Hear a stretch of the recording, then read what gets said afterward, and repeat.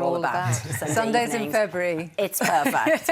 But lots of people won't know about your character, Cassandra, and the whole thing is based on a novel by Jill Hornby, isn't it? Yes. What can you tell us about her story? Yes, I had no idea, I have to say. And the wonderful thing about this, when I first got the script and I read it, is that it feels like an extension of the Austen canon. So it feels like an Austen. You know, Jane Austen only wrote 6 novels. It's extraordinary when you think about the reach, you know, and all the adaptations that we all know so well and love and, you know, have grown up with and studied at school, that actually all of that came from only 6. So the lovely thing about this is that it is the story of Jane, and it's her own story. It's her story and her sister Cassandra, and they were incredibly close. And after Jane's death, Cassandra, we think, we don't know, I mean, this is an imagining, but, well, we know that Cassandra destroyed Jane's letters and correspondence. I think there are about 100 left, and she destroyed about 80 or 90% of them. But we don't know exactly why, but Jill Hornby has done an incredible amount of research, and so this adaptation is based on that book and why Cassandra might have done what she did. Yeah, because, I mean, tell us, you touched on it a little bit, but tell us more about their relationship as sisters. It was quite unique. It was very unique. I actually read, I found out, you know, while I was looking into this, that they were so close that when Cassandra went to boarding school, Jane, even though at 10 she was too young to go, she went to be with Cassandra. So she went to boarding school to stay with her. They were, I think, more like twins. I'm not a twin, but I imagine very close. You know, they were very, very, very close.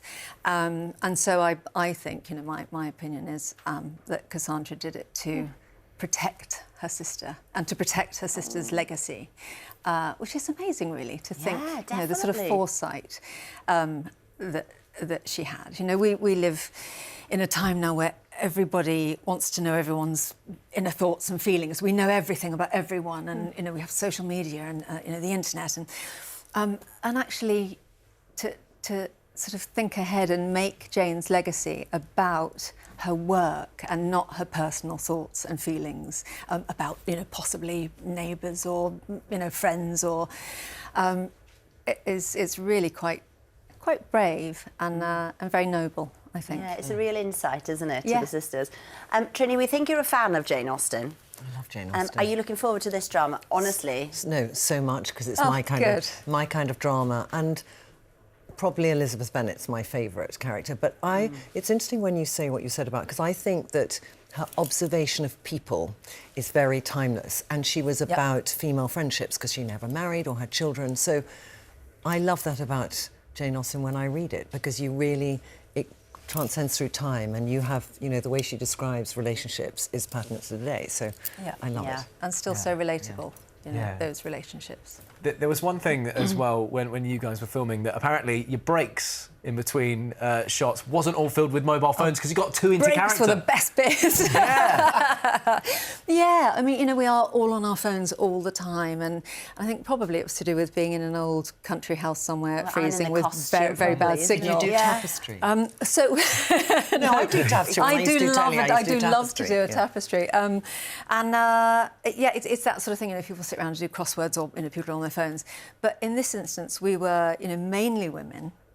We also had the brilliant Alfred Enoch, honorary girl, and we all just sat around, and there was something very old-fashioned about it, and lovely. Got to know each other, ran our lines, had a laugh, and all around a sort of 2-bar heater, you know, as you do, with the cover coat on and your rugs. And it was a really, really joyful experience. Well, it is perfect for Sunday nights. Glass of red wine or a herbal tea. What more do you want? Miss Austen begins this Sunday, 9:05 on BBC One, and you can binge the full series on iPlayer.